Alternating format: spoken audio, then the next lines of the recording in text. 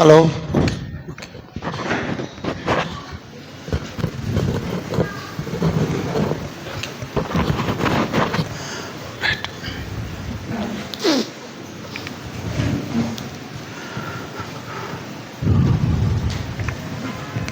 ఈ ఉదయకాల సమయంలో క్లాస్కి వచ్చిన సహోదరులకు అలాగే సహోదరులకు నా వందనాలు చెల్లిస్తున్నానండి.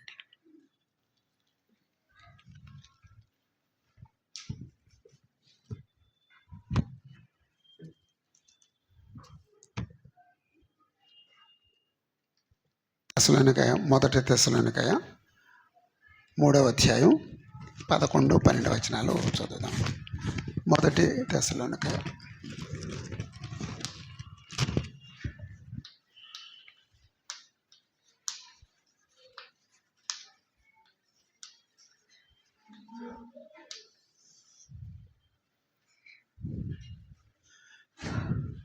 3వ అధ్యాయం 11, 13 వచనాలు.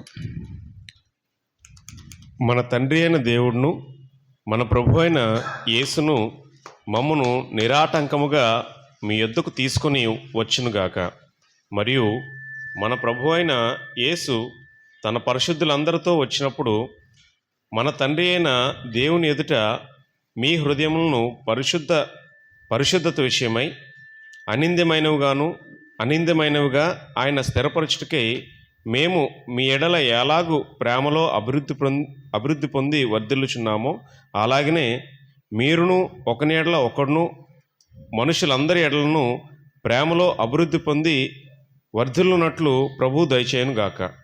చాలండి.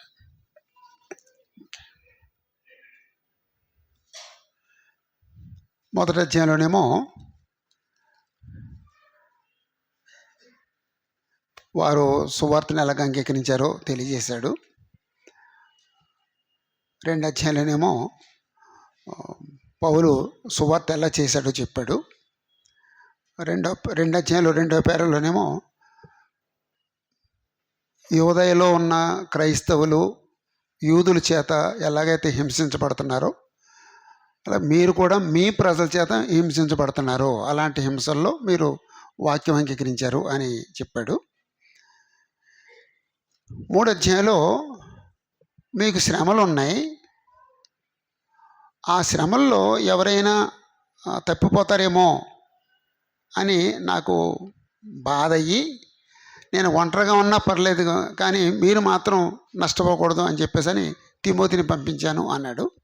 తిమోతి వెళ్ళి వాళ్ళ యొక్క యోగక్షేమాలు తెలుసుకుని తిరిగి వచ్చి రిపోర్ట్ ఇచ్చాడు. రిపోర్ట్ ఇచ్చినప్పుడు మొదట్లోనేమో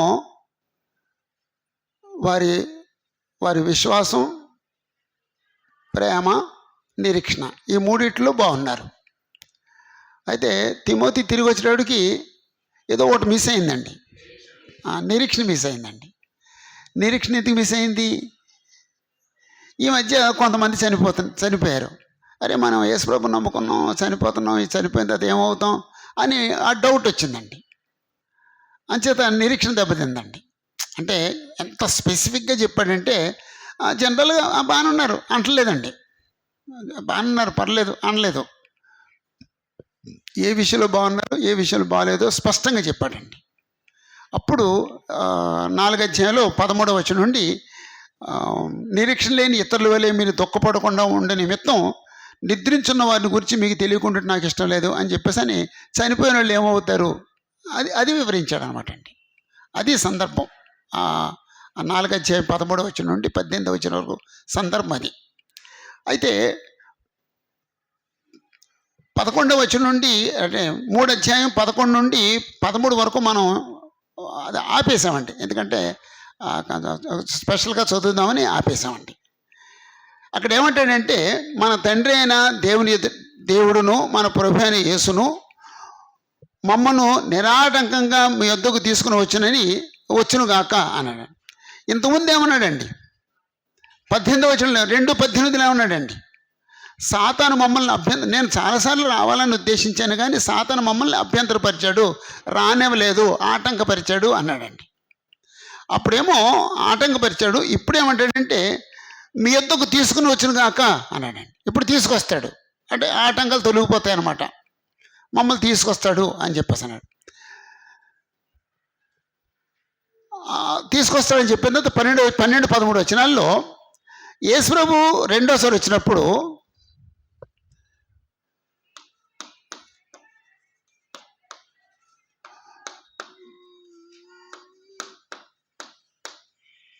ప్రభు రాకల్లో మన తండ్రి అని దేవుని ఎదుట మీ హృదయములను పరిశుద్ధత విషయమే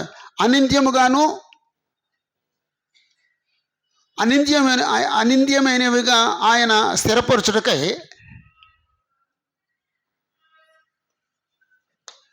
వారి హృదయములను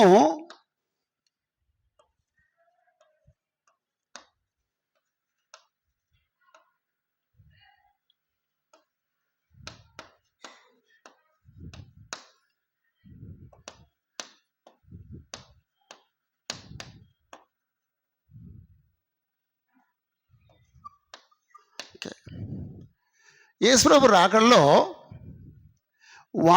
వారి హృదయాలు అనింద్యమైనవిగా, అంటే నిందింపబడనివిగా, నిందలేనివిగా స్థిరపరచబడాలి లేదా కనపడాలి.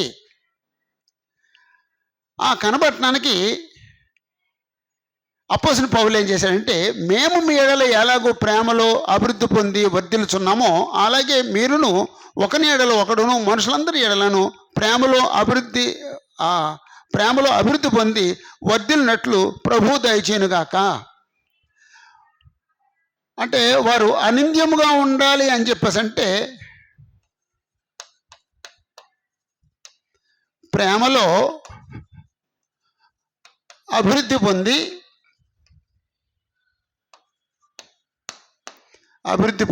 వర్ధిల్లాలి.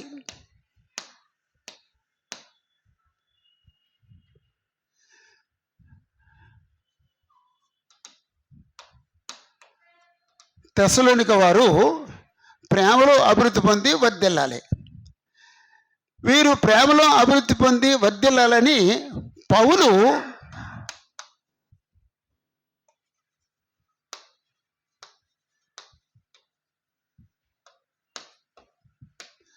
పౌలు మాదిరి చూపించాడు.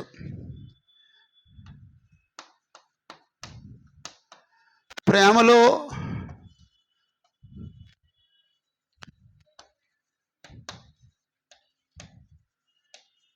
అభివృద్ధి పొంది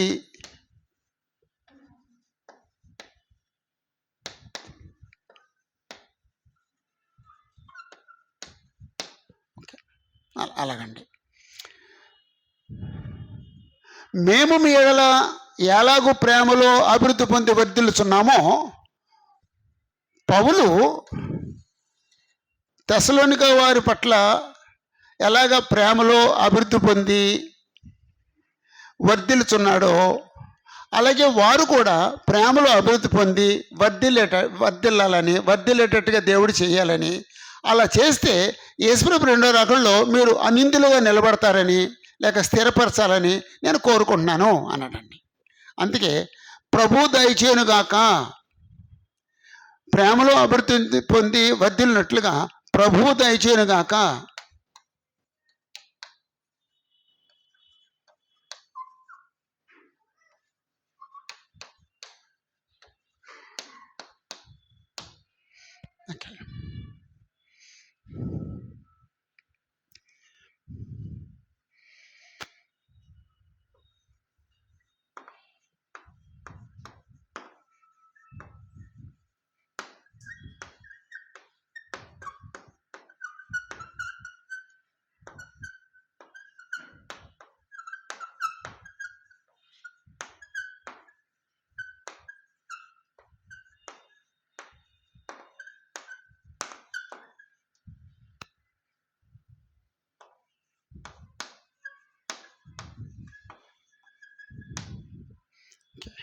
అంటే ఆ పేరాలో ఉన్న సంగతి అది, ఆ 3 వచనాల్లో ఉన్న సంగతి అది. రైట్. ఇక్కడ మనం నేర్చుకోవాల్సిన నీతి ఏమిటంటే, ఒక సువార్థికుడు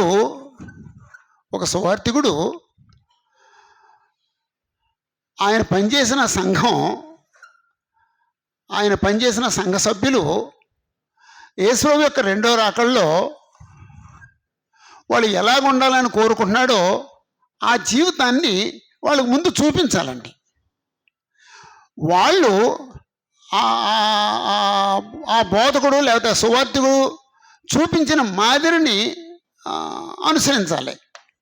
అప్పుడు వాళ్ళు అనింద్యులుగా యేసుప్రభు రెండో రాకడలో నిలబడతారు. అలా అండి.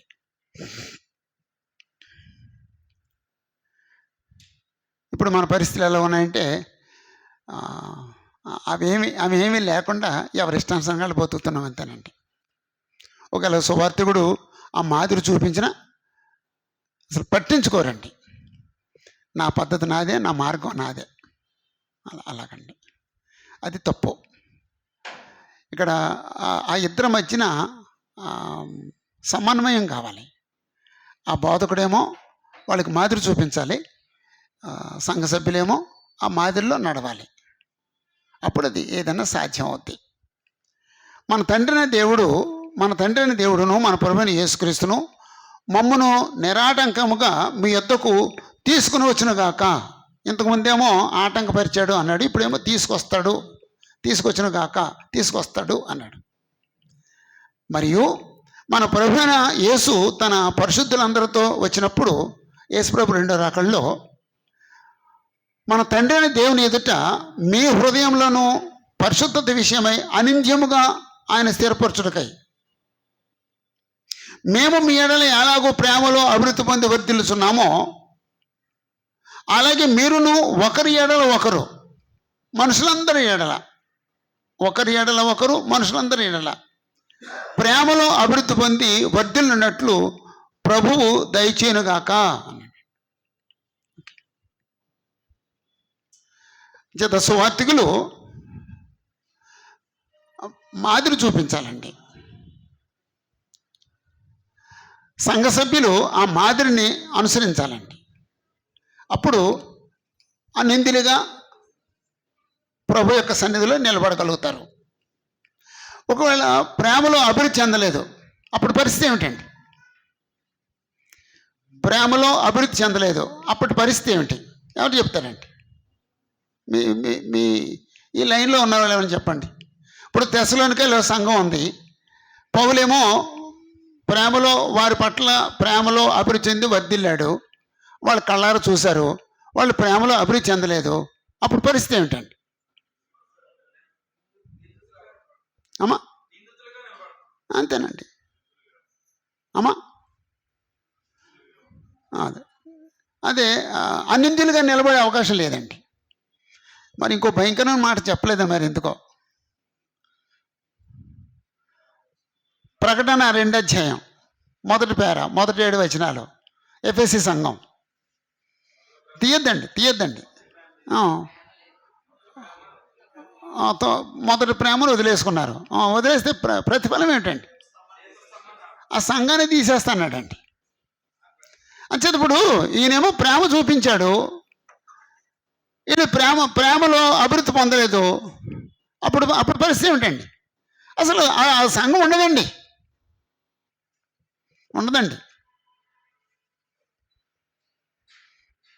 మనం ఈ భూమి మీద క్రీస్తు సంఘంగా మనం బ్రతకాలంటే మనందరిలో ఏముండాలండి? ప్రేమ ఉండాలండి. ప్రేమ జీవం. ప్రేమ ఉంటేనే జీవం ఉన్నట్టు. ప్రేమ లేకపోతే మరణం. ప్రేమ ఉంటేనే నిత్య జీవన స్వతంత్రించుకుంటాం. ప్రేమ లేకపోతే నిత్య జీవం లేదు, పరలోకానికి వెళ్ళాం.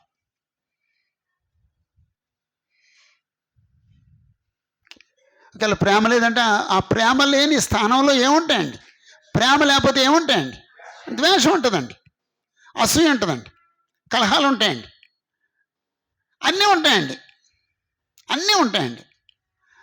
అంటే ఇప్పుడు నెల రాసుకోవచ్చు అంటే ప్రేమ లేకపోతే అని హెడ్డింగ్ పెట్టి 1 కొరింథీ 13వ అధ్యాయం చదివి ప్రేమ అంటే ఏంటో అక్కడ చదివి దాని నెగిటివ్ వర్డ్స్ అన్నీ రాసుకోవాలండి. అలాగనమాట అండి. 1 కొరింథీ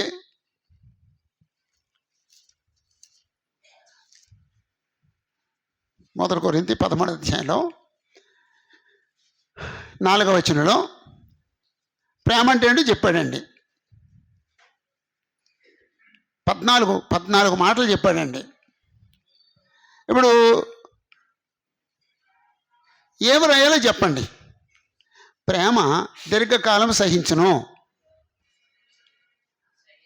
సహించదు అలాగనమాట అండి. ప్రేమ లేకపోతే సహనం ఉండదు. దయ చూపించను, దయ ఉండదు. దయ చూపించడు, కఠినంగా ఉంటాడు. ప్రేమ మత్సరపడతాడు. అంటే ఇక్కడ నెగిటివ్ చెప్తే అక్కడ పాజిటివ్ మాట్లాడాలన్నమాట అండి. ప్రేమ డంబంగా ప్రవర్తింపదు. ప్రేమ లేనోడు డంబంగా ప్రవర్తిస్తాడు. ప్రేమ ఉప్పొంగదు. ప్రేమ లేనోడు ఉప్పొంగుతాడు. అమర్యాదగా నడుస్తాడు. స్వప్రయోజనం విచారించుకోదు, స్వప్రయోజనాన్ని విచారించుకుంటాడు. లేకపోతే స్వార్థపరుడుగా బ్రతుకుతాడు. త్వరగా కోప్పడతాడు. అపకారాన్ని మనసులో ఉంచుకుంటాడు. అలాగండి. అలాగా ఈ 14 మాటలు రాయాలన్నమాట అండి. ప్రేమ లేకపోతే ఆ పరిస్థితి ఎలా ఉంటుందో రాయాలండి. అప్పుడు ఒకవేళ అప్పుడు మనం టెస్ట్ చేసుకోవచ్చండి. మనం టెస్ట్ చేసుకుని నేను ఎలాగుంటున్నాను, నేను ప్రేమ కలిగి బ్రతుకుతున్నానా, ప్రేమ లేకుండా బ్రతుకుతున్నానా. అలాగండి. ఓకే. అపోస్తలుడైన పౌలు మాత్రం ఓ మంచి పాత్ర వహించాడండి. ఆయన ఎన్ని చోట్ల ప్రభు యొక్క సంఘాలను స్థాపించాడో అన్ని చోట్ల ఆయన చేసింది ఏమిటంటే వాళ్ళకి మాదిరి చూపించడం అండి.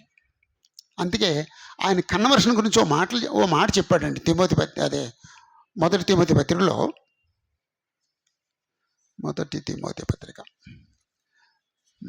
మొదటి తిమోతి పత్రిక 1వ అధ్యాయం 16వ వచనంలో, మొదటి తిమోతి 1:16లో, అయినను మొదటి తిమోతి 1:16 అయినను నిత్యజీవము నిమిత్తము తనను విశ్వసింపబో వారికి నేను మాదిరిగా ఉండలాగున. నిత్యజీవ నిమిత్తం విశ్వసించబోయే వారికి నేను మాదిరిగా ఉండలాగున యేసు ప్రభు నన్ను కనికరించాడు అన్నాడండి. ఇప్పుడు ఒక వ్యక్తి రక్షించబడ్డాడంటే ఎందుకు రక్షించబడాలండి? ఎందుకు రక్షించబడాలి? ఒక వ్యక్తి ఎందుకు యేసు ప్రభు దగ్గర రావాలి? నిత్యజీవం కోసం అండి, డబ్బుల కోసం కాదండి. ఇక ఏ భౌతికమైన బెనిఫిట్ కోసం ప్రభు దగ్గర రాకూడదండి. మరి దేనికోసం రావాలండి? నిత్యజీవం కోసమే రావాలండి.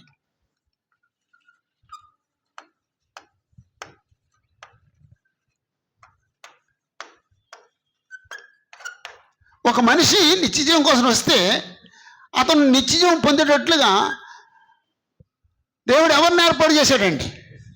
ఆ పౌలుని ఏర్పాటు చేశాడండి. అంటే పౌలు నిత్యజీవం కలిగి ఉంటాడు. ఆ పౌలు ఎలా ప్రేమ కలిగి బ్రతకాలో నేర్పిస్తాడు. అప్పుడు వాళ్ళు నిత్యజీవాన్ని స్వతంత్రించుకుంటారు. ఇది ప్లాన్ అనమాట అండి. అక్కడ పౌలే కాదండి, ప్రతి సువార్థికుడు, అసలు లేదు సువార్తకు రావద్దు. సువార్త అంటే మెక్కటానికి కాదండి. సువార్త అంటే డబ్బు సంపాదించడానికి కాదండి. సువార్త అంటే ఒక క్రైస్తవుడు, ఒక విశ్వసించిన వ్యక్తికి నిత్యజీవం నేర్పించడానికి, నిత్యజీవం చూపించడానికి. ఆడు సువార్తికుడే మోసగాడైతే, మోసం అంటే నిత్యజీవమా మరణమా? అంతేనండి. అంటే నేను మోసగాడిని అయితే నేను ఎవరినైతే కన్వర్ట్ చేశానో వాళ్ళకి నిత్యజీవం చూపించట్లేదండి, మరణాన్ని చూపిస్తాను, మరణాన్ని నేర్పిస్తున్నానండి. ఎంత దారుణం అండి అది, ఎంత దారుణం అండి. అలాగ ఆలోచిస్తే ఈరోజు ఎంతమంది సువార్తికులు నిలబడతారండి? ఎంతమంది సువార్తికులు నిలబడతారండి? ఓకే, ఇప్పటికైనా అయిపోయింది లేదు. ఒకవేళ ఈ రోజు ఉందో మనకి, చచ్చిపోలేదు కదండి, అంచేది ఈ రోజు ఉంది. ఈ రోజన్నా మనం మారు మనసు పొంది, నాయన ఈ రోజు నుంచి నేను ఏ స్థానిక సంఘంలో పనిచేస్తున్నానో ఆ స్థానిక సంఘానికి నేను జీవాన్ని నేర్పిస్తాను. నేను ఎవరినైతే కన్వర్ట్ చేశానో ఆ వ్యక్తికి నేను నిత్యజీవం నేర్పిస్తాను, ప్రేమ నేర్పిస్తాను అని ఒక నిర్ణయం తీసుకుని నడుద్దామండి. ఇంకా కొనసాగొద్దండి. ఇంకా జీవం లేని స్థితిలో కొనసాగొద్దండి.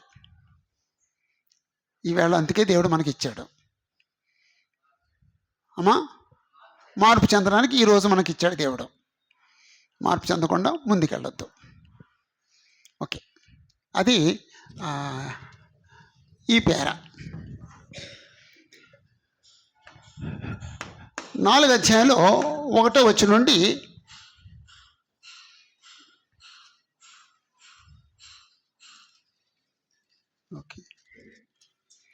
8వ వచనం వరకు, 4 అధ్యాయం 1వ వచనం నుండి 8వ వచనం వరకు మరొక విషయాన్ని, అంటే ఇదే మాదిరిలో మరొక విషయాన్ని ఆలోచిస్తామండి. ఇదే మాదిరిలో మరొక విషయాన్ని ఆలోచిస్తామండి. ఇది చెరిపేయచ్చండి.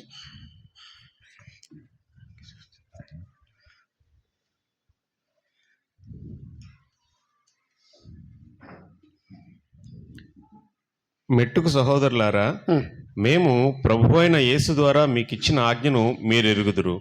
కాగా మీరెలాగూ నడుచుకొని దేవుని సంతోషపరచవలనో మా వలన నేర్చుకున్న ప్రకారముగా మీరు నడుచుకొనిచున్నారు. ఈ విషయంలో మీరు అంతకంతకు అభివృద్ధి నొందవలనని మిమ్మును వేడుకొని ప్రభు అయిన యేసునందు హెచ్చరించుచున్నాము. మీరు పరిశుద్ధులొకటియే, అనగా మీరు జారత్వమునకు దూరముగా ఉండుటయే దేవుని చిత్తము. మీలో ప్రతివాడును దేవుని ఎరుగని అన్ని జనుల వలె కామాభిలాషి యందు కాక పరిశుద్ధత యందును ఘనత యందును తన ఘటమును ఎట్లు కాపాడుకొనవలనో అది ఎరుగుయుండుటయే దేవుని చిత్తము. మీ విషయమందెవడును అతిక్రమించి తన సహోదరునికి మోసము చేయకుండవలను. ఎందుకనగా మేము పూర్వం మీతో చెప్పి సాక్ష్యమిచ్చిన ప్రకారము ప్రభువు వీటన్నిటి విషయమై ప్రతిదండన చేయువాడు. పరిశుద్ధులొకటికే దేవుడు మనల్ని పిలిచిన గాని అపవిత్రులుగా ఉండుటకు పిలువలేదు. కాబట్టి ఉపేక్షించువాడు మనుష్యుని ఉపేక్షింపడు గాని మీకు తన పరిశుద్ధాత్మను అనుగ్రహించిన దేవుణ్ణే ఉపేక్షించున్నాడు. చాలండి.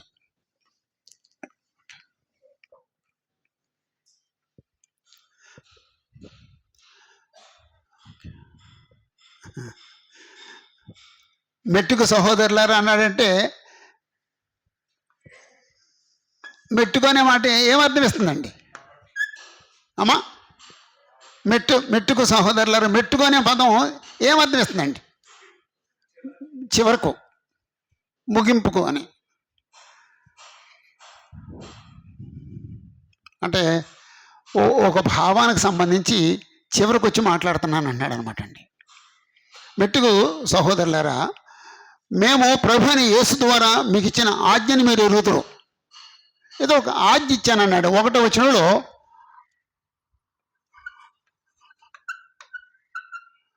ఆజ్ఞను మీరు ఎరుగుదురు.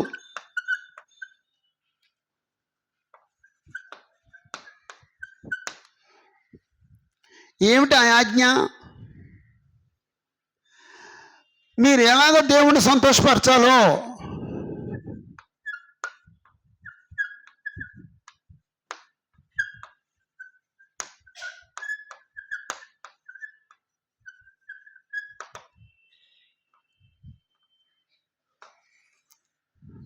దేవుని సంతోషపరచడం ఎలాగో మనం ఏం చేస్తే దేవుడు సంతోషపడతాడండి? మనం ఏం చేస్తే దేవుడు సంతోషపడతాడండి? ఎవరన్నా ఒకరు మాట్లాడండి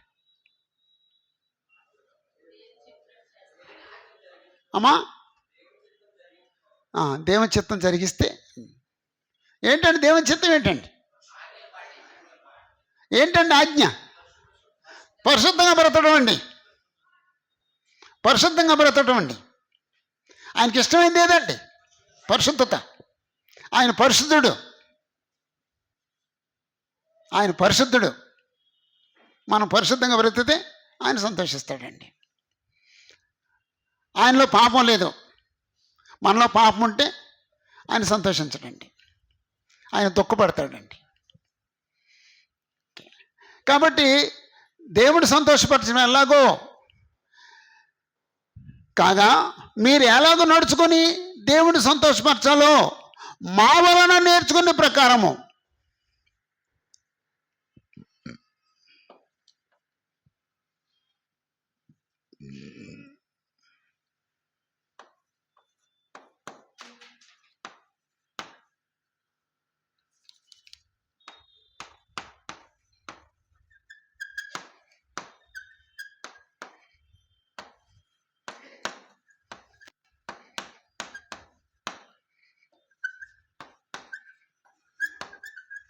పౌలు పరిశుద్ధంగా బ్రతకటం నేర్పించాడు. అప్పుడు వీళ్ళు ఏం చేశారండి? నువ్వు ఎన్ని చెప్పు మేము వినం అన్నారా, లేదా వాళ్ళు పరిశుద్ధంగా నడుచుకున్నారా? ఇప్పుడు మన పరిస్థితి ఎలా ఉందంటే నువ్వెన్ని చెప్పు మేము వినం అంటున్నారండి ఇప్పుడు. కానీ అప్పుడు వాళ్ళు ఏం చేశారండి? మా వలన నేర్చుకున్న ప్రకారము మీరును నడుచుకొనుచున్నారు.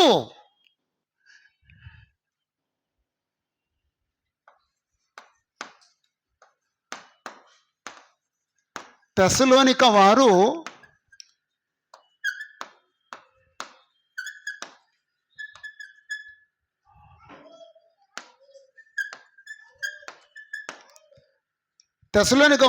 నడుచుకొనుచున్నారు. పౌలు నేర్పించాడు, వాళ్ళు నడుచుకుంటున్నారు. రిజల్ట్ ఏంటండి? దేవుని సంతోషపరచడం. రైట్. ఇప్పుడు ఏ విషయం నేర్పించాడు, ఏ విషయం వాళ్ళు నేర్చుకున్నారు? అప్పుడు పరిశుద్ధత అంటే, అప్పుడు పరిశుద్ధత అంటే ఏంటో వివరించాలన్నమాట అండి. పరిశుద్ధత అంటే ఏమిటో వివరించాలండి. ఈ విషయంలో మీరు అంతకంతకు అభివృద్ధి చెందాలి అన్నాడండి. పరిశుద్ధతలో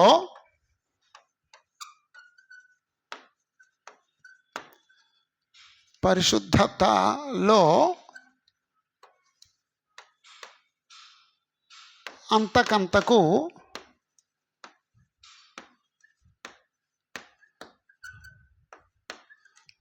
అభివృద్ధి చెందాలి.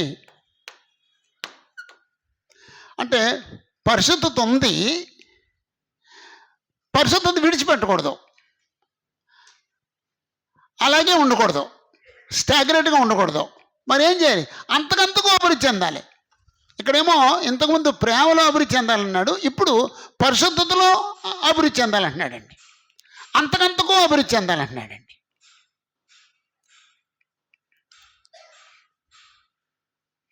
నేను మిమ్మల్ని వేడుకొని ప్రభు అయిన యేసునందు హెచ్చరిస్తున్నాను. ఓకే. అప్పుడు ఈ పరిశుద్ధత అంటే ఏంటో ఇప్పుడు వివరిస్తున్నాడండి. ఏంటండి పరిశుద్ధత?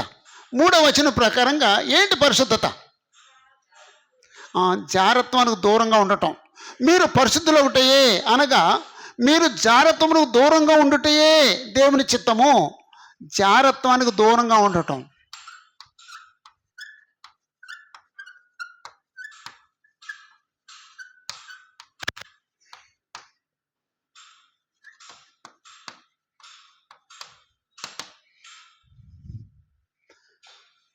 జారత్వానికి దూరంగా ఉండటం.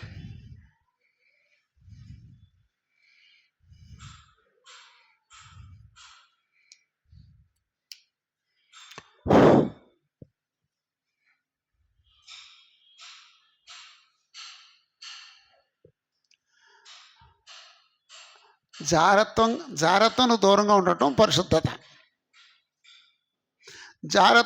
జారత్వానికి దూరంగా ఉండటం వాళ్ళు నడుచుకుంటున్నారు.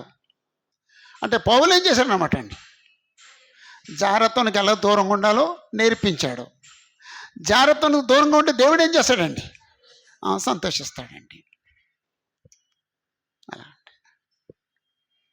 సంతోషిస్తాడండి.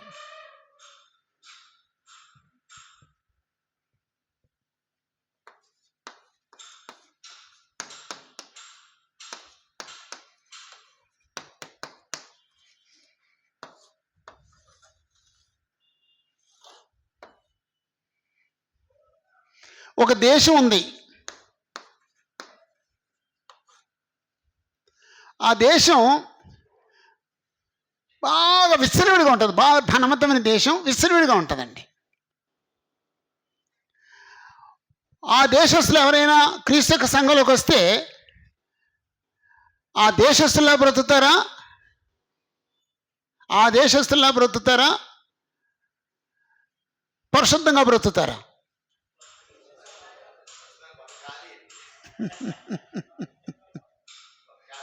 ఇప్పుడు ఎలాగుందంటే,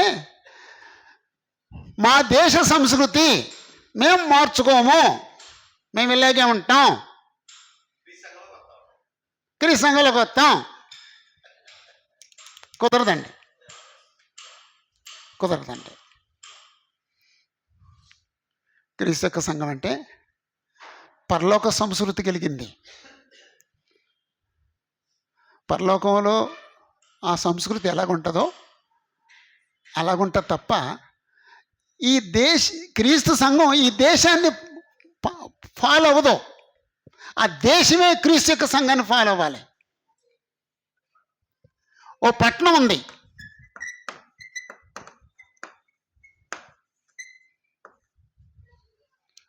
ఉంది, ఆ పట్టణానికి ఒక ఒక ఒక ఓ సంస్కృతి ఉంటుంది. కొంతమంది ఆ పట్టణంలో పిల్లల్ని పెళ్లి చేసుకోరండి. వాళ్ళ దృష్టిలో ఆ పట్టణస్తులు చెడిపోయినట్లు లెక్కండి. కానీ ఈ పట్టణస్తులు క్రీస్తు సంఘంలోకి వచ్చారు. ఆ పట్టణస్తుల్లో బ్రతుకుతారా, క్రీస్తు సంఘంగా బ్రతుకుతారా? అలాగండి. బాగా బాగా జాగ్రత్తం కొనసాగే పట్టణం ఏదండి అమ్మా? కొరింథీ పట్టణం. అదే బొంబాయి తర్వాత అండి, మొదట కొరింథీ పట్టణం అండి. కొరింథీ పట్టణంలోకి సువార్త వెళ్ళింది. అపోస్తలుడైన పౌలు వెళ్ళి వాక్యం ప్రకటించాడు. వాళ్ళు మారారు. కానీ ఒక అతను మాత్రం ఆ సంస్కృతిని తీసుకొచ్చాడండి. ఒకడు తన తండ్రి వారిని ఉంచుకున్నాడట.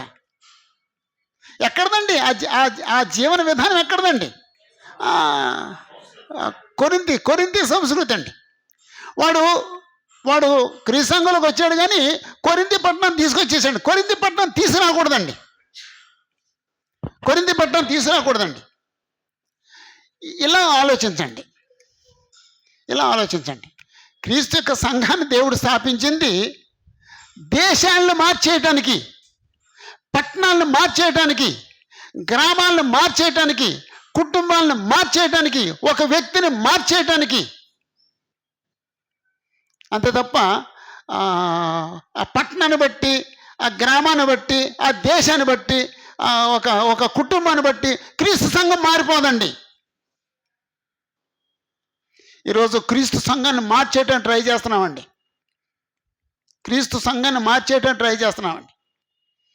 మన పెంటను తీసుకొచ్చి క్రీస్తు సంఘంలో పోసేస్తున్నామండి. పోయొద్దండి. క్రీస్తు సంఘాన్ని పరిశుద్ధంగా ఉంచుదామండి. నీకు అక్కర్లైతే వెళ్ళిపో, అంతే తప్ప క్రీస్తు సంఘాన్ని కలుషితం చేయొద్దు. క్రీస్తు సంఘం మామూలుగా కట్టబడలేదండి. ఎలా కట్టబడిందండి? యేసు ప్రభువు రక్తం చిందించి కట్టాడండి. ఒకవేళ ఎవడైనా క్రీస్తు సంఘాన్ని పాడు చేస్తే, అందుకే బైబిల్లో మాట, దేవుడు వానిని పాడు చేయను అన్నాడండి. క్రీస్తు సంఘంలో మనం ఏ వంకర పని చేసినా సరే ఆ ప్రతిఫలం మాత్రం చాలా భయంకరంగా ఉంటుందండి.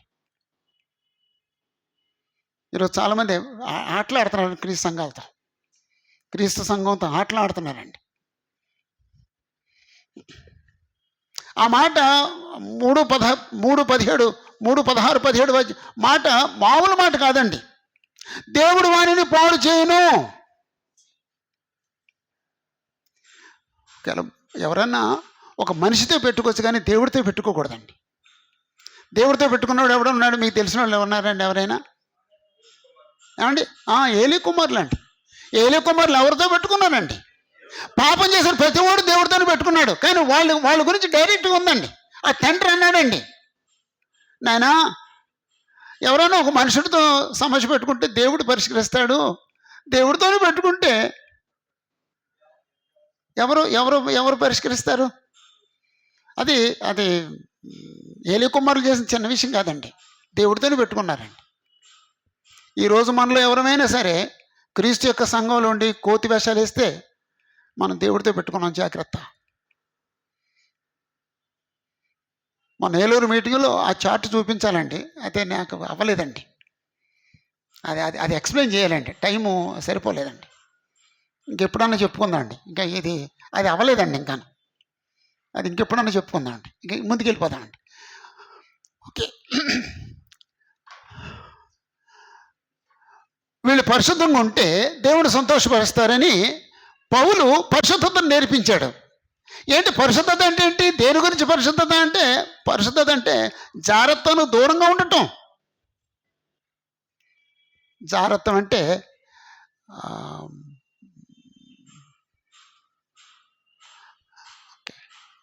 అంటే చట్టబద్ధం కానీ లైంగిక విషయాలన్నీ కూడా జాగ్రత్తకు సంబంధించినవి. వివాహం అయిన వారు ఒకరితో ఒకరు అక్రమ సంబంధం కలిగి ఉండటం జాగ్రత్తం అన్నాడండి. వివాహం కాని వారు ఒకరితో ఒకరు అక్రమ సంబంధం కలిగి ఉండటాన్నేమో వ్యభిచారము అన్నాడండి. ఆ జాగ్రత్తం వ్యభిచారం అనే మాట రెండు మాటలండి, రెండు వేరే మాటలండి. మనం వైవాహిక పరిశుద్ధతలో ఆ నిర్వచనం చెప్పుకున్నామండి. ఓకే,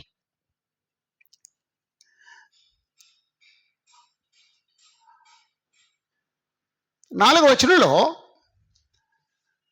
వచనంలో మీలో ప్రతివాడును దేవుని ఎరుగని అన్ని జనుల వలె కామాభిలషేందు కాక పరిశుద్ధత కామాభిలషేందు కాక. ఇప్పుడు ఈ జాగ్రత్తం అనేది పరిశుద్ధిని లక్షణమా, అన్ని జనుల లక్షణమా? అన్ని జనుల లక్షణం. అది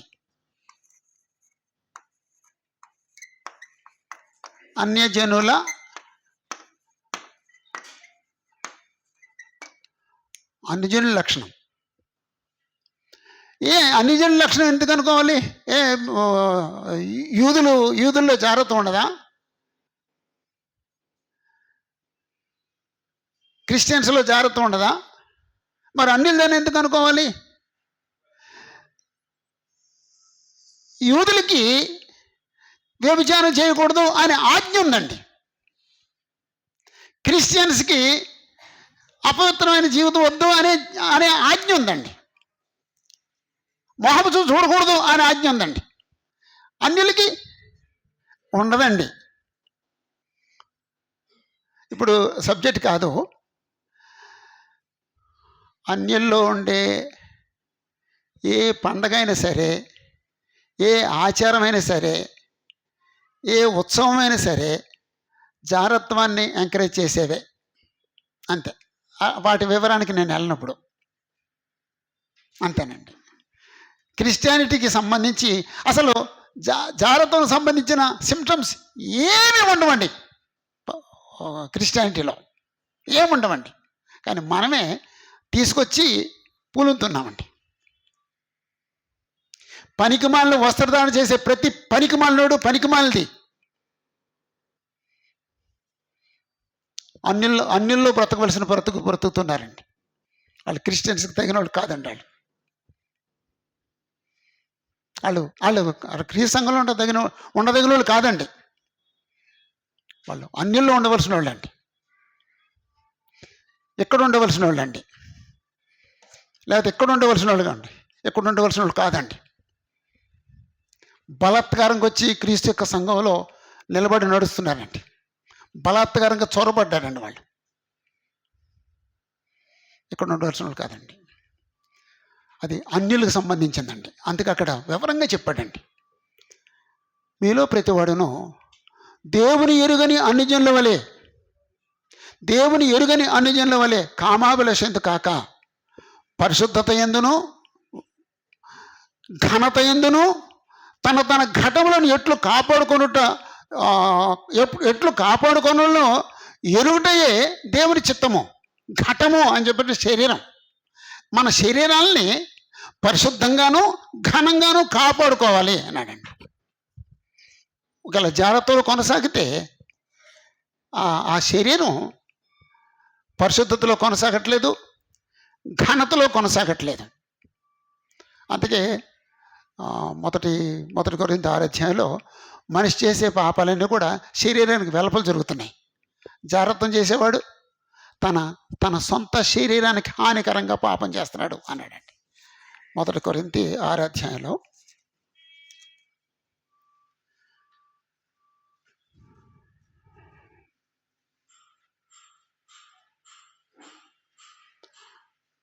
వచనంలో జాగ్రత్తకు దూరంగా పారిపోబడి మనుషుడు చేయు ప్రతి పాపమును దేహమునకు వెలుపల ఉన్నది కానీ జాగ్రత్త చేయవాడు తన సొంత శరీరమునకు హానికరముగా పాపము చేయుచున్నాడు.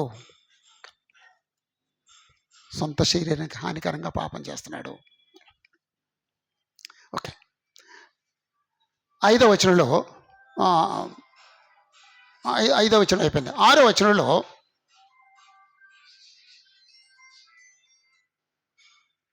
ఈ విషయం ఎవడును అతిక్రమించి తన సహోదరునికి మోసం చేయకుండా వలెను.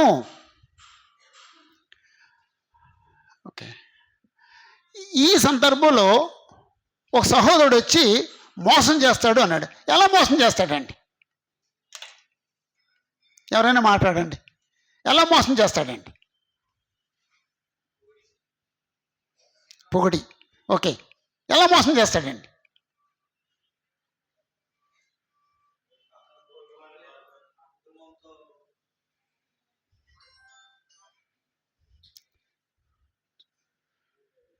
ఎలా మోసం చేస్తాడండి? మోసం చేయడం అనే పదం ఇంకెక్కడ చూశారండి? మోసపోకుడి, దేవుడు వెక్కిరించబడ్డు, గలతీ పత్రిక.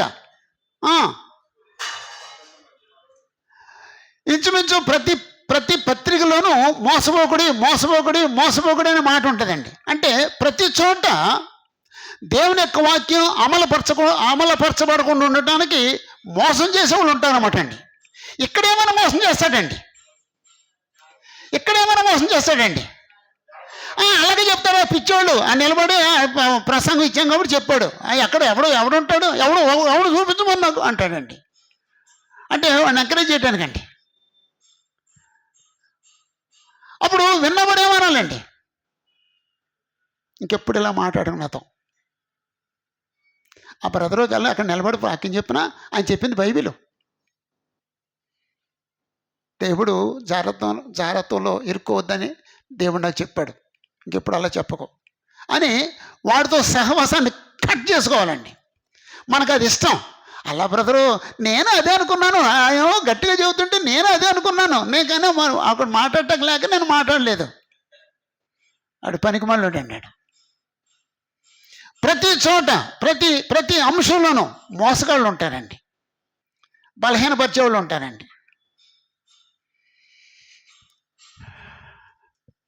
క్రీస్తు యొక్క సంఘం పరిశుద్ధమైన సంఘంగా ఉండాలి, నిర్దోషమైన సంఘం ఉండాలి, నిష్కళంకమైన సంఘంగా ఉండాలని ప్రసంగం చేస్తే ఒక ఆయన అంటాడు, అసలు ఏ సంఘంలో పాపం లేదు.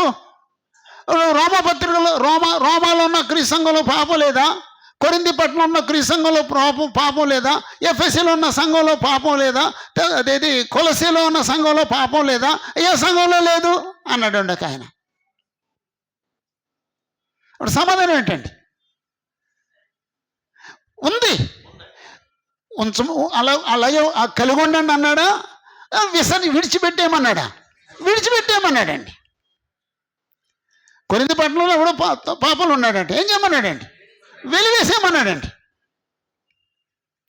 కొలసి పట్టణంలో అలాంటివి ఉన్నాయటండి, ఏం చేయమన్నాడు? చంపేయమన్నాడండి, విసర్జించేయమన్నాడండి. పర్లేదు ఉంచుకోండి, పర్లేదు కొనసాగించండి అని పరిశుద్ధాత్ముడు చెప్పాడా? అపోస్తులు చెప్పారా? కాదు, లేదండి. అంచేత మోసగాళ్ళు ఉంటారు, జాగ్రత్త.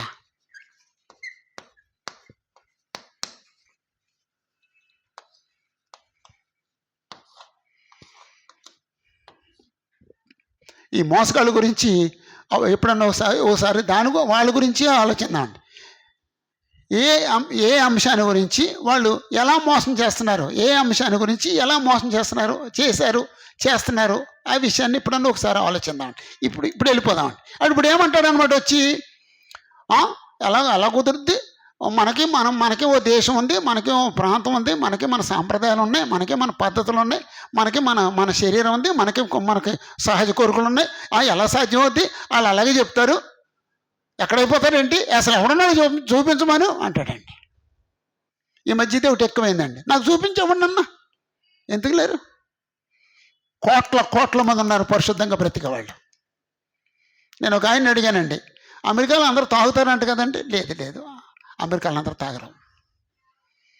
పరిశుద్ధంగా బ్రతకాలనుకునే దేవుని కుమారుడు ఎవడో తాగడు. ఆ లూజ్ క్యారెక్టర్ ఉన్నవాడే తాగుతాడు, ఎవరు తాగరు అన్నాడండి. నాకు ఆనందం అయింది ఆ మాట. వేండేస్ గారండి.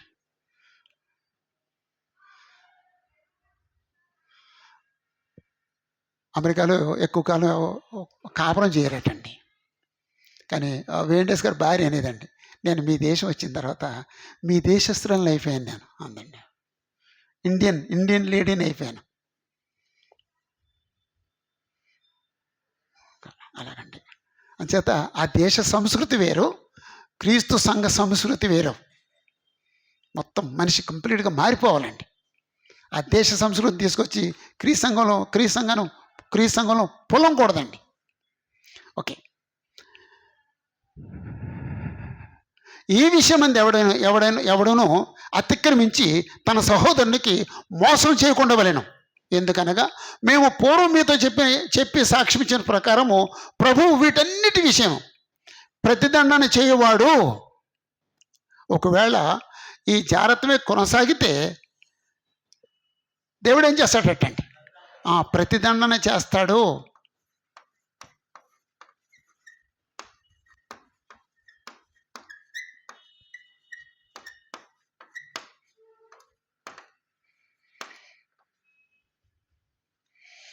ప్రతిదండన చేస్తాడు.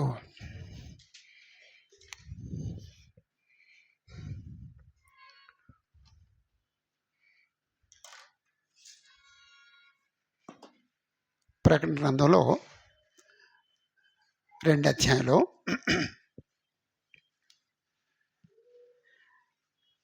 18 నుంచి 29 వరకు వేసుకోండి.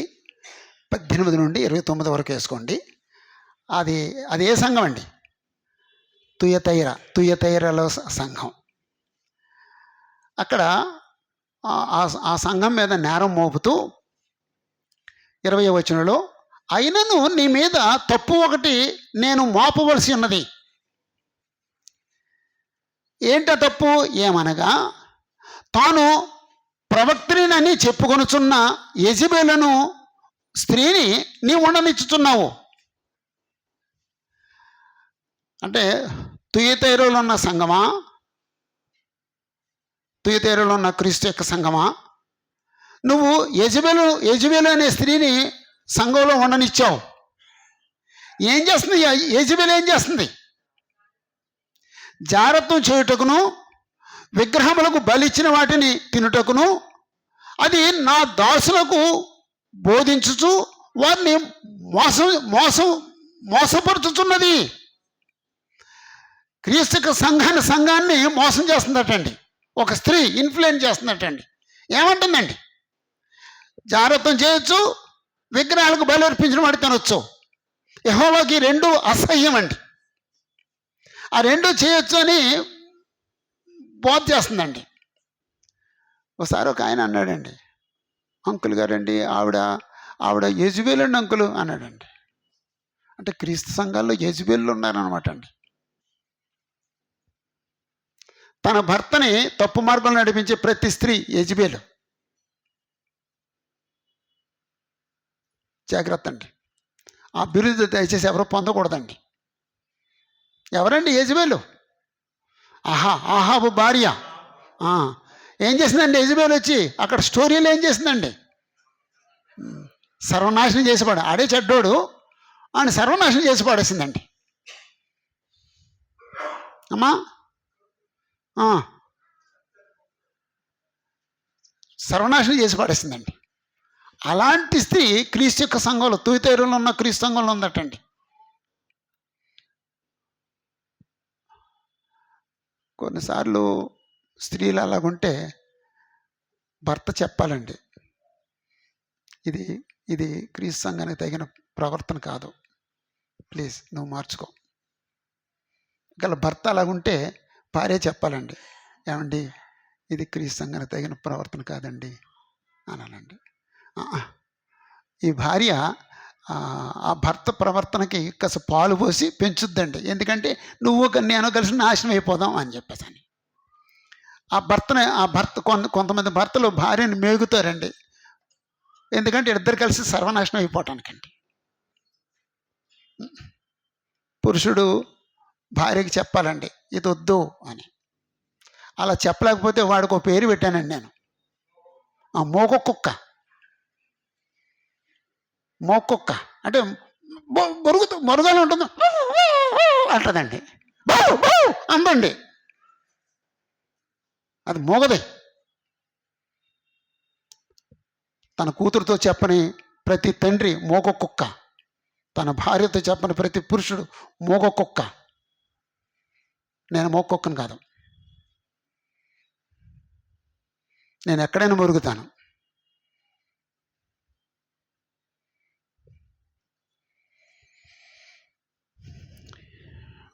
మోగొక్కల సమాజం పోవాలండి. క్రీస్తు సంఘాలు క్షేమాభివృద్ధి చెందాలంటే మోగొక్కల సమాజం పోవాలండి, ఆ సంస్కృతి పోవాలండి. ఒక స్త్రీ సంఘాన్ని ఇన్ఫ్లుయెన్స్ చేస్తుందటండి. ఓకే, మరి దానికి ఏదన్నా ప్రతిదండన ఉందటండి? ఏటండి? ఏదో ఉందటండి. ఎక్కడమ్మది? 21వ వచనం, మారు మనసు పొందుటకు నేను దానికి సమయం ఇచ్చి తిని,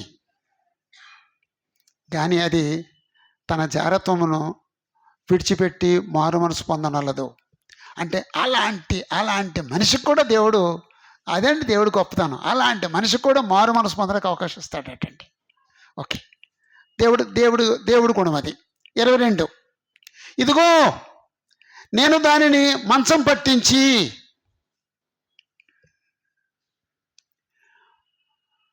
ఒకవేళ ఎప్పుడన్నా మంచం పెడితే దాని అర్థం ఏంటనమాట అండి? మారు మనసు పొందమని అర్థం అండి. మారు మనసు పొందమని అర్థం అండి.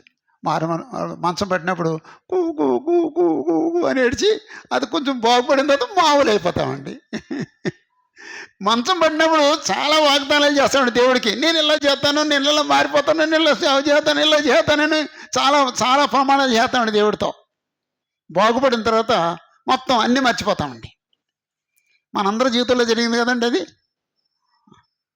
మంచం పెట్టినప్పుడు మాట్లాడే మాట వేరు, మంచం దిగిన తర్వాత మాట్లాడే మాట వేరు.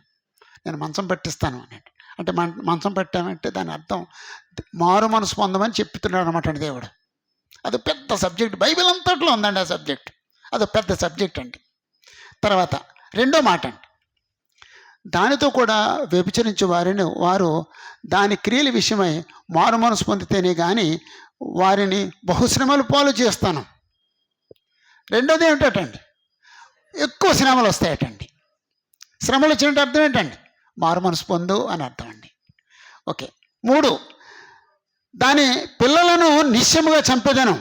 అబ్బా బాబోయ్, ఇది ఘోరమైన సంగతి అండి. మన కళ్ళ ముందు మన పిల్లలు చనిపోవడం అంటే అదేం చిన్న విషయం కాదండి. ఆ పరిస్థితి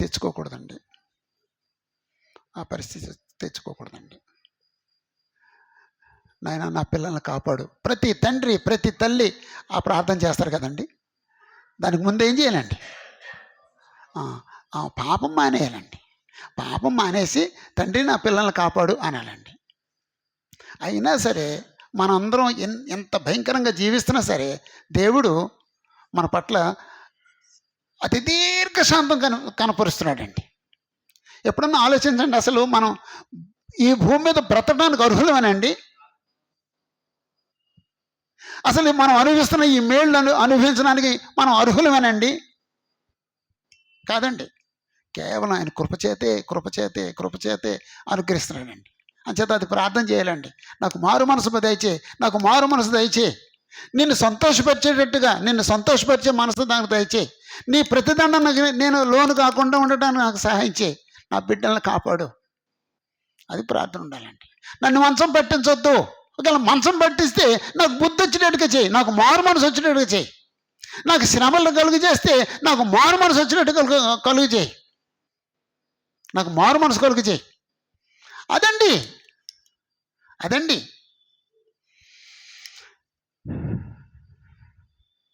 అందువలన అంతరింద్రియములను హృదయములను పరీక్షించువాడు నేనే అని సంఘములన్నీ తెలుసుకున్నాను. చాలండి. అంటే ప్రాక్టికల్గా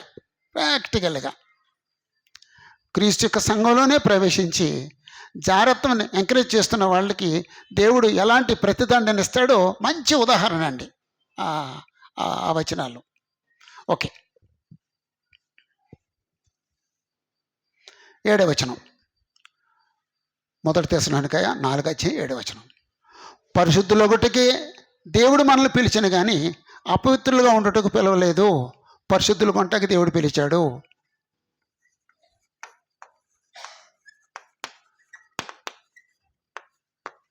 పరిశుద్ధులుగా ఉండుటకు పిలిచెను.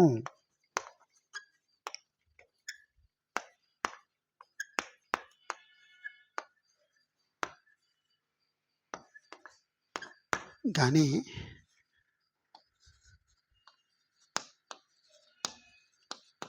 అపవిత్రులుగా ఉండుటకు కాదు. మనమందరం సువార్త ద్వారా పిలువబడ్డాం. ఎవరో సువార్తికుడు వచ్చి సువార్త ప్రకటించి మనల్ని కన్వర్ట్ చేశాడు. అప్పుడు మనం దేవుని చేత పిలువబడ్డాం. పరిశుద్ధులుగా ఉంటాక అపవిత్రులుగా ఉంటాక అంతే. పరిశుద్ధులుగా ఉంటే పిలువబడ్డాం. ఇది మళ్ళీ గృహ సంఘంలోకి వచ్చిన తర్వాత జాగ్రత్త కొనసాగిస్తున్నాం. అది తప్పు అనమాట అండి. మళ్ళీ వెనక్కి వెళ్ళొద్దు. వెనక్కి వెళ్ళిన జీవితాన్ని ఏమంటాడంటే కుక్క తన వాంతినికి తిరిగినట్టు అన్నాడండి. తిరగకూడదండి. బాప్తిజం పొందిన తర్వాత కొంతకాలం అయిన తర్వాత ఈ క్రైస్తవ జీవితం మీద ఒక రకమైన నిరుత్సాహం వస్తుందండి. ఏముంది, ఎంతకాలం ఇంకేముంది, చర్చికి వెళ్ళటం వచ్చేటం ఇంతే కదా అనిపిస్తుందండి. వచ్చిందండి ఎవరికైనా? వస్తుందండి. జాగ్రత్త అండి, అది రాకూడదండి. ఆ నిరుత్సాహంగా వస్తే, ఆ నిర్లక్ష్యం వస్తే మన ఆత్మసంబంధ జీవితాన్ని నాశనం చేస్తుంది నిర్లక్ష్యం. అప్పుడు ఏం చేయాలండి? నిర్లక్ష్యం వస్తే ఏం చేయాలండి? అప్పుడు ఏమంటారు, టైర్ ఉంది, టైర్ కాదు, చూపు ఉంది. Thank you sir. చూపు ఉంది, గాలి తగ్గిపోయింది. అప్పుడు ఏం చేస్తామండి? గాలి కొడతామండి. గాలి కొడితే మనం ఉప్పుతుంది. అలాగే గాలి కొట్టాలన్నమాట అండి. మనం కూడా చూపులాగా గాలి తగ్గిపోతూ ఉంటుందండి. అప్పుడప్పుడు గాలి తగ్గిపోయినప్పుడు గాలి కొట్టాలండి. ఆ గాలి కొట్టడం అంటే ప్రతిరోజు పొద్దున్నే బైబిల్ చదువుకుంటామండి. అంతేనండి. బైబిల్ చదువుతున్నట్టు దాని అర్థం ఏంటండి? గాలి కొడుతున్నాం అనమాట అండి. ప్రార్థన చేసుకుంటే అర్థం ఏంటండి? గాలి కొడుతున్నాం అనమాట అండి. అప్పుడు మళ్ళీ నిండుగా ఉంటామండి. అది బైబిల్ చదవలేదంటే దాని అర్థం ఏంటండి? నాశనం అయిపోతాడండి. అంటే దేవుడు ఒక ప్రాపర్ సిస్టాన్ని ఇచ్చాడని మనకి. అది మేరకూడదండి. దాన్ని, ఆ సిస్టాన్ని మేరకూడదండి. ఎప్పుడు అలా కొనసాగాలండి, భయభక్తులతో కొనసాగాలండి. నేను మొన్న ఆలోచించానండి. 69లో బాప్తిజం పొందానండి. నేను ఎంతకాలం అయిందండి? 55 సంవత్సరాలు అయిందండి. నవంబర్లోనే. డేట్ గుర్తులేదు. అప్పుడు ఎంత మేము అజ్ఞానం అంటే డేట్ వేసుకోలేదండి. కనీసం బైబిల్లో ఇలా డేట్ వేసుకుంటే సరిపోయానండి. తెలుగు తక్కువ వాళ్ళు బైబిల్ డేట్ వేసుకోలేదు. నవంబర్ మాత్రం గుర్తుందండి. కానీ దేవుడు నిరుత్సాహం రాకుండా కాపాడాడండి. నేను ఉత్సాహంగా ఉంటా కారణం 10 మందిని ఉత్సాహపరచడం వల్లండి. ఎవరిని ఉత్సాహపరచకుండా నేను ఖాళీ కూర్చుంటే అయిపోద్దండి. నాకు పెద్ద బాధ్యత ఉందండి, 10 మందిని ఉత్సాహపరిచే బాధ్యత ఉంది. కాబట్టి వాళ్ళ కోసం నేను ఉత్సాహంగా ఉంటానండి. ఆ సిస్టమ్ నన్ను నిలబెట్టిందండి. నా కోసం అందరూ ప్రార్థన చేయండి. నేను ఎప్పుడు అదే ప్రార్థన చేసుకుంటాను. నేను నిలబడాలి, 10 మందిని ప్రోత్సహించాలి, 10 మందిని నిలబెట్టాలి. నా ప్రోగ్రాం అది. ఓకే. పరిశుద్ధుల గుటికి దేవుడు మనల్ని పిలిచాడు, కానీ అపవిత్రులుగా ఉంటాకి పిలలేదు. కాబట్టి ఎవరైనా ఉపేక్షిస్తే, ఎవరైనా నిర్లక్ష్యం చేస్తే, ఒకవేళ ఎవరైనా పరిశుద్ధతను విడిచిపెట్టి ఒకవేళ అపవిత్రులుగా బ్రతికితే, ఒకవేళ జాగ్రత్తలో కొనసాగితే, దేవుడి చిత్తాన్ని ఎదిరిస్తే అతను ఏం చేస్తున్నాడండి? మనుషుల్ని నిర్లక్ష్యం చేస్తున్నాడా? దేవుడు మనలో వచ్చిన మనలో పరిశుద్ధాత్మ ఇచ్చిన దేవుడిని నిర్లక్ష్యం చేస్తున్నాడా? దేవుడిని నిర్లక్ష్యం చేస్తున్నాడు. జాగ్రత్త.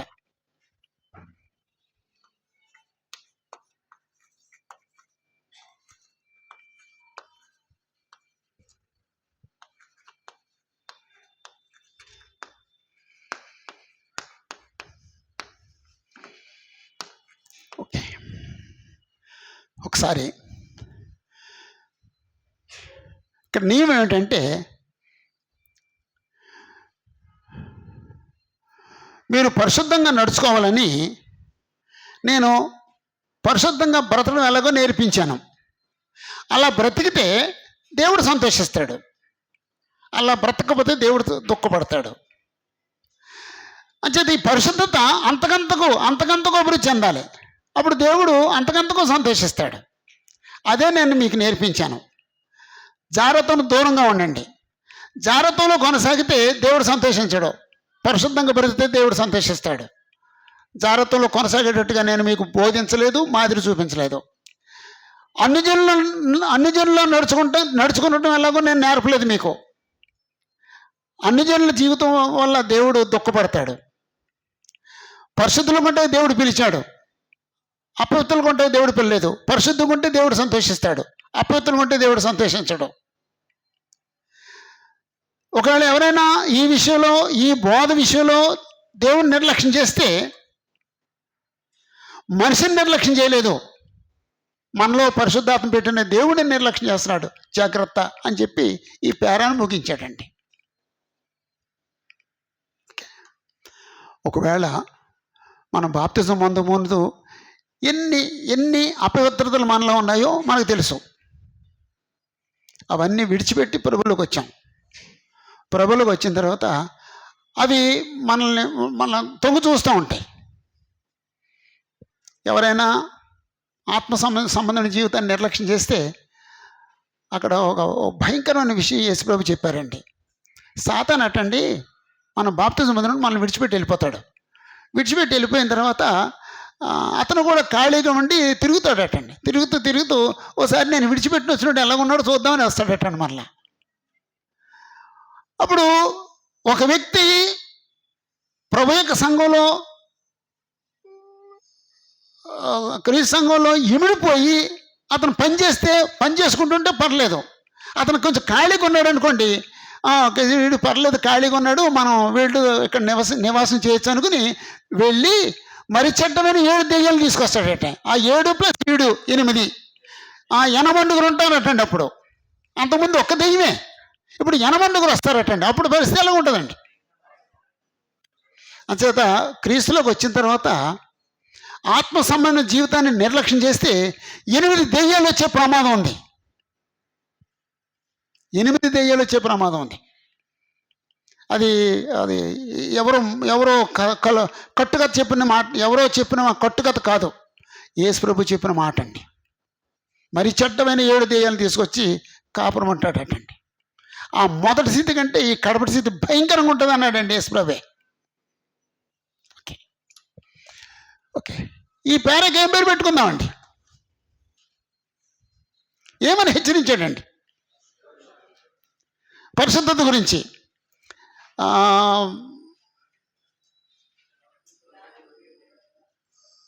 2వ వచనంలో 3వ లైన్లో, లేకపోతే 2వ వచనం మొదట, కాగా మీరు ఎలాగో నడుచుకొని దేవుని సంతోషపరచవలను మా వలన నేర్చుకునే ప్రకారం మీరు నడుచుకొనిస్తున్నారు. ఈ విషయంలో మీరు అంతకంతకు అభివృద్ధి పొందవలనని మిమ్మల్ని వేడుకొని ప్రభునందు హెచ్చరించున్నాను. అంటే పరిశుద్ధతలో అంతకంతకు అభివృద్ధి చెందాలని పౌలు వేడుకొనుట.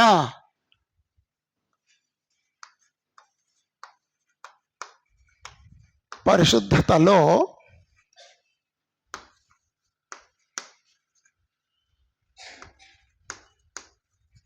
అంతకంతకు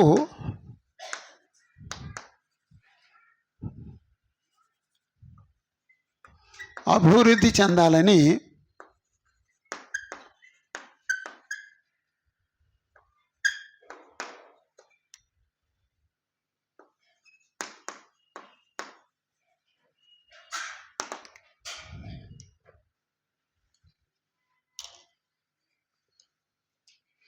ప్రతి మనిషికి ఎదుటి వాళ్ళని సంతోషపరచాలని కోరుకుంటుందండి. దాన్నే సాంఘిక అంగీకారము అన్నాడండి. ఒక పురుషుడు తన భార్యను సంతోషపరచాలని ఆలోచిస్తాడండి. ఒక భార్య తన భర్తను ఎలా సంతోషపరచాలని ఆలోచిస్తుందటండి. 1 కొరింథీ 7 విషయం చెప్పాడండి. పిల్లలు తల్లిదండ్రులు ఎలా సంతోషపరచాలని ఆలోచిస్తారండి. తల్లిదండ్రులు పిల్లల్ని ఎలా సంతోషపరచాలని ఆలోచిస్తారండి. ఆ స్వీట్లు తెచ్చినప్పుడు, బట్టలు కొన్నప్పుడు పిల్లల్ని ఎలా సంతోషపరచాలని ఆలోచిస్తారండి. దేవుడు మనల్ని ఎలా సంతోషపరచాలని ఆలోచిస్తున్నాడండి. ఆయన జీవితం అంతా అదేనండి. కానీ మనకు కూడా అదే కోరుకుండాలండి. నా దేవుడిని నేను ఎలా సంతోషపరచాలి, నేను ఏం చేస్తే దేవుడు సంతోషపడతాడు. నేను పరిశుద్ధంగా ఉంటే దేవుడు సంతోషిస్తాడు. నేను అపవిత్రంగా జీవిస్తే దేవుడు సంతోషించడం. అలాగండి. ఓకే, ఇది ఇది చేరిపోయాలి.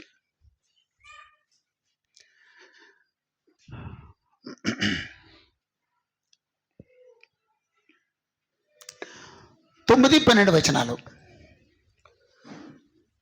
సహోదర ప్రేమ గూర్చి మీకు రాయనక్కర్లేదు. మీరు ఒకరినొకడు ప్రేమించుటకు దేవుని చేతనే ఏర్పరచబడితిరి. అలాగనే మాసిదోనియందంతటా ఉన్న సహోదరులందరినీ మీరు ప్రేమించున్నారు. సహోదరులారా, మీరు ప్రేమయందు మరి ఎక్కువగా అభివృద్ధి పొందుచుండవలననియు సంఘమునకు వెలుపటి వారి ఎడల మర్యాదగా నడుచుకొనుచు మీకేమీ కొదువు లేకుండానట్లు మేము మీకు ఆజ్ఞాపించిన ప్రకారము మీరు పరుల జోలికి పోక మీ సొంత కార్యములను జరుపుకొనుట యందును మీ చేతులతో పనిచేయుట యందును ఆశ కలిగి ఉండవలననియు మిమ్మల్ని హెచ్చరించున్నాము. చాలండి. ప్రేమయందు మరి ఎక్కువగా అభివృద్ధి పొందొచ్చు. ప్రేమయందు మరి ఎక్కువగా అభివృద్ధి చెందుతూ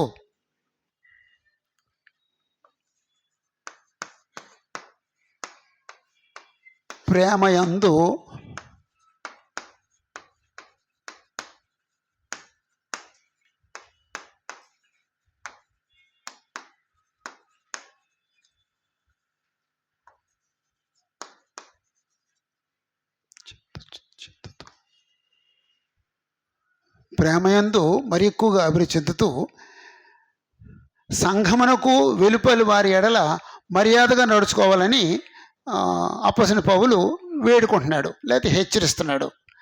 సంఘమునకు వెలుపలి వారి ఎడల.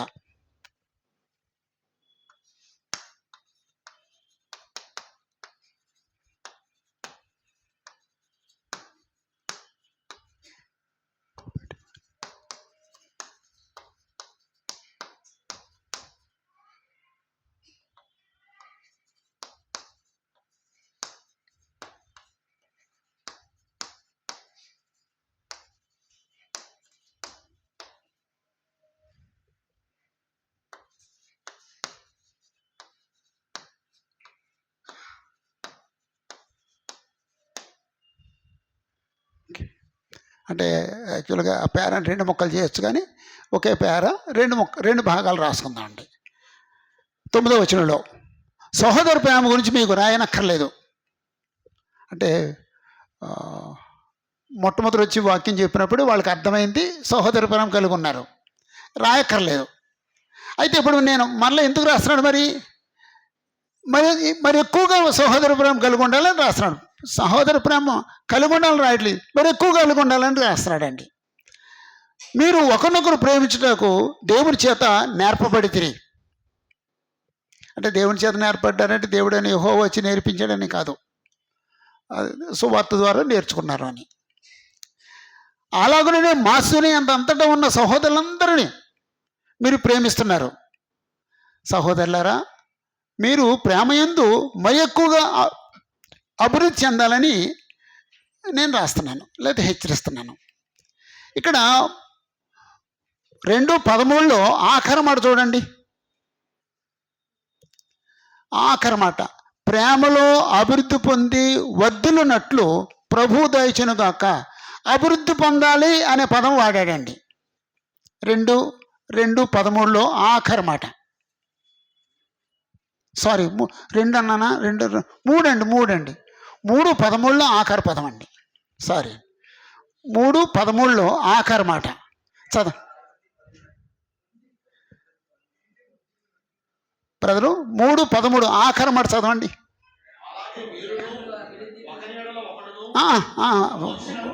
ఆఖరి మాట అండి.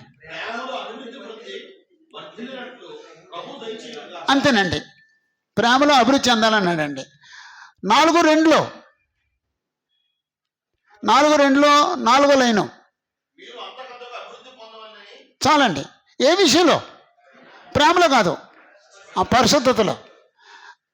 అక్కడేమో ప్రేమలో అభివృద్ధి చెందాలి, ఇక్కడేమో పరిశుద్ధతలో అభివృద్ధి చెందాలి. 12వ వచనంలో 4:12 అది అంటే 3 సార్లు అభివృద్ధి చెందాలి, మరి ఎక్కువగా అభివృద్ధి చెందాలి అనే పదం కనపడుతుందండి. ప్రేమలో అభివృద్ధి చెందాలి, పరిశుద్ధతలో అభివృద్ధి చెందాలి, ప్రేమలో అభివృద్ధి చెందాలి. అలా అంటే పౌలు ఏం కోరుకున్నాడంటే, తెస్సలోనికలో ఉన్న వారి దగ్గర మీరు బాగానున్నారు, ఇంకా అభివృద్ధి చెందండి. అలాగండి, బాగానున్నారు, ఇంకా అభివృద్ధి చెందండి. అది అందుకు రాశాను అన్నమాట ఉత్తరాన్ని. ఓకే, ప్రేమయందు మరి ఎక్కువగా అభివృద్ధి చెందుతూ ఉండాలని సంఘానికి వెలుపల వారి ఎడల మర్యాదగా నడుచుకోవాలని మనందరికీ ఒక ఆలోచన ఉంటుంది. సంఘ సభ్యుల్ని ప్రేమిస్తాం, సంఘానికి వెలుపల ఆడి సంఘం మనకెందుకని నిర్లక్ష్యం చేస్తాం కదండి. సంఘానికి వెలుపల ఉన్న వాళ్ళు పట్టించుకుంటామా? ఆడి సంఘం అని తీసేస్తామండి. కానీ పరిశుద్ధాత్మ ఏమంటాడంటే, సంఘమునకు వెలుపల వారి ఎడల మర్యాదగా నడుచుకోవాలి అన్నాడండి. అంటే అసలు అమర్యాదగా నడవటం మన లక్షణం కాదండి, మర్యాదగా నడవటమే మన లక్షణం. మర్యాదగా నడిచేవాడు పరిశుద్ధ ఏడలో మర్యాద నడుస్తాడు, బయట వాళ్ళ దగ్గర మర్యాద నడుస్తాడు. అంటే ఇప్పుడు మనం ఏదో కొంచెం మార్చుకోవాలండి, నేను కూడా మార్చుకోవాలండి. నేను క్రీస్తు సంఘాన్ని పట్టించుకుంటాను, బయట వాళ్ళు పట్టించుకోనండి. కానీ బయట వాళ్ళు కూడా పట్టించుకోవాలండి. ఓకే, బయట వాళ్ళు ఎందుకు పట్టించుకోవాలండి? క్రీస్తు ప్రేమ చూపించడానికి మనం బయట వాళ్ళని పట్టించుకోవాలండి. బయట వాళ్ళు ఎందుకు పట్టించుకోవాలండి? అదే చెప్పేశారు, అది అయిపోయింది. బయట వాళ్ళు ఎందుకు పట్టించుకోవాలండి? ఓకే, ఇప్పుడు నేను క్రీస్తు సంఘస్థులనేమో బాగా ప్రేమించి బయట వాళ్ళని ద్వేషిస్తున్నాను అంటే నాది సరైన క్యారెక్టర్ అండి? కాదండి, అది సరైన క్యారెక్టర్ కాదండి, అది లోపం ఉందండి నాది. నేను ప్రేమ గలవాడిని, సహోదరుల పట్ల ప్రేమ కలుగుంటాను, బయట వాళ్ళ పట్ల ప్రేమ కలుగుంటాను, అంతేనండి. అలా కాకపోతే నాది ద్వంద్వ వైఖరి అండి, నేను సరైనని కానండి, సరైన కాదండి. నాలో సహోదరుని ప్రేమిస్తున్నాను, వాళ్ళని ద్వేషిస్తున్నాను, నాలో ద్వేషం ఉందన్నమాట అండి. నాలో ద్వేషం ఉండకూడదు, నాలో ప్రేమే ఉండాలి, నాలో ప్రేమే ఉండాలి. సహోదరుని ప్రేమించాలి, బయట వాళ్ళని ప్రేమించాలి, నాలో ప్రేమే ఉండాలి. ఎవరిని ద్వేషించకూడదు, ప్రేమే ఉండాలి. ఇది కానీ ప్రాక్టీస్ చేస్తే భవిష్యత్తులో ఒక అందుకు ఉపయోగపడుద్దండి. ఆ సంఘ పెద్ద ఒకటకు ఉపయోగపడుద్దండి. సంఘ పెద్ద లక్షణాల్లో అర్హతల్లో ఒక అర్హత ఏంటండి? సంఘములకు వెలుపల వారి ఎడల వారి దగ్గర నుంచి మంచి పేరు పొందినవాడు ఉండాలి అన్నాడండి. సంఘ సభ్యులందరూ ఈ బ్రదర్ మంచోడండి, ఈ బ్రదర్ సంఘ పెద్ద అవట గర్హుడండి అని సంఘ సభ్యులందరూ చెప్పారు. ఇక్కడ ఉన్న సంఘ సభ్యులు వెళ్ళి ఆ బయట వాళ్ళు చుట్టుపక్కల వాళ్ళని, ఏమంటే ఈ బ్రదరు ఈయన మంచోడేనండి, అయ్యో దేవుడండి బాబు అనాలన్నమాట అండి. ఆడ అమ్మో గుడికి వెళ్తాడు, ఎంత పెంట చేస్తాడో తెలుసండి, చుట్టుపక్కల అందరినీ అందరితో దెబ్బలాడేస్తాడండి అన్నాడు అనుకోండి, సంఘ పెద్ద అవకాశం ఉంటుందా? ఉండదండి. అంటే మనం ఇంతవరకు ఒక పక్కనే ఆలోచిస్తున్నామండి, రెండో పక్కన ఆలోచించట్లేదండి. కొంచెం పెంచాలన్నమాట అండి, రెండో పక్క కూడా తిప్పాలండి, రెండో పక్కన కూడా ఆలోచించాలండి. అది భవిష్యత్తులో సంఘ పెద్ద అవటానికి అవకాశం కలుగ చేస్తుంది. 1 తిమోతి 3వ అధ్యాయం 7వ వచనం. 1 తిమోతి 3వ అధ్యాయం 7వ వచనం.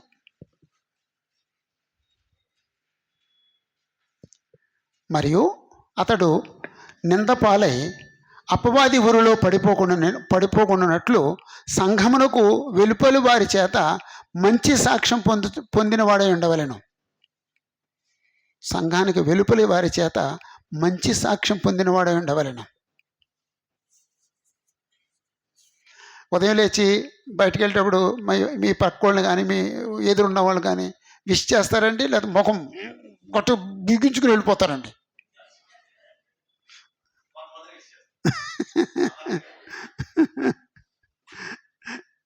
చేస్తారండి.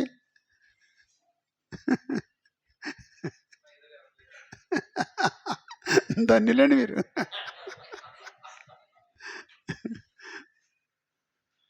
నేను విష్ చేయనండి, పెద్ద లోపం అండి నాకు అది.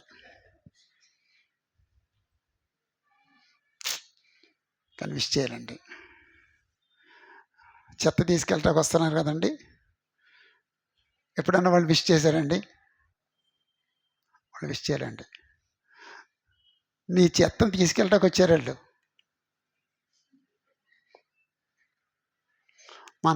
మన రోడ్డు ఊడవటానికి వచ్చిన వ్యక్తిని విష్ చేశారు ఎప్పుడైనా? మీరు చేస్తారు, అందుకే మిమ్మల్ని చూపించాను. బాగున్నావా అంటారు ఎప్పుడన్నా? అంతేనండి. కాఫీ తాగావా? కాఫీ తాగు, అయిపోయిందండి. మన ఆఫీసర్స్ కొంతమంది ఉన్నారండి, మన చర్చ్ ఆఫ్ క్రైస్ట్ ఆఫీసర్స్ ఉన్నారండి. వాళ్ళ డ్రైవర్స్ కానీ ఏంటండి, వాళ్ళ డ్రైవర్స్ కానీ వాళ్ళ ఇంట్లో పనిచేసేవాళ్ళు కానీ ఏమంటారు తెలుసండి? మా అయ్యగారి దేవుడండి అంటారండి. అంటే వాళ్ళు ఒక చర్చ్ ఆఫ్ క్రైస్ట్ ఆఫీసర్లో వాళ్ళు దేవుడిని చూస్తున్నారండి. నేను ఆ సాక్ష్యం పొందిన వాళ్ళని చూశానండి. మా అయ్యగారి దేవుడండి, ఆయన మొదట ఫోన్ చేసావు, కాఫీ తాగావా అని అడుగుతారండి, టిఫిన్ చేసావా అని అడుగుతారండి, టిఫిన్ చేసిరా అంటారండి మమ్మల్ని. అలాగండి. కానీ కొన్నిసార్లు ఆఫీసర్స్ ఏం చేస్తారంటే ఆడు తిన్నాడా తాగాడా అక్కర్లేదు వాళ్ళకి, వాళ్ళ పనే. కానీ మంచి ఆఫీసర్ అయితే ఏం చేస్తాడంటే టిఫిన్ చేసావా అని అడుగుతాడండి. చేయలేదంటే సరే నేను కాసేపు ఉంటున్నాను, నాకు టైం ఉంది, వీళ్ళు టిఫిన్ చేసి, ఎంత మంచి మాట అండి అది. అలాగండి. అంచేత బయట వాళ్ళ దగ్గర నుంచి మంచి సాక్ష్యం పొందాలి. మనం సహోదరుని ప్రేమించాలి, బయట వాళ్ళని ప్రేమించాలి. అందుకే చెప్పాడండి, ప్రేమయందు మరి ఎక్కువగా అభివృద్ధి చెందుతూ సంఘమునకు వెలుపల వారి ఎడల మర్యాదగా నడుచుకోవాలి అన్నాడండి.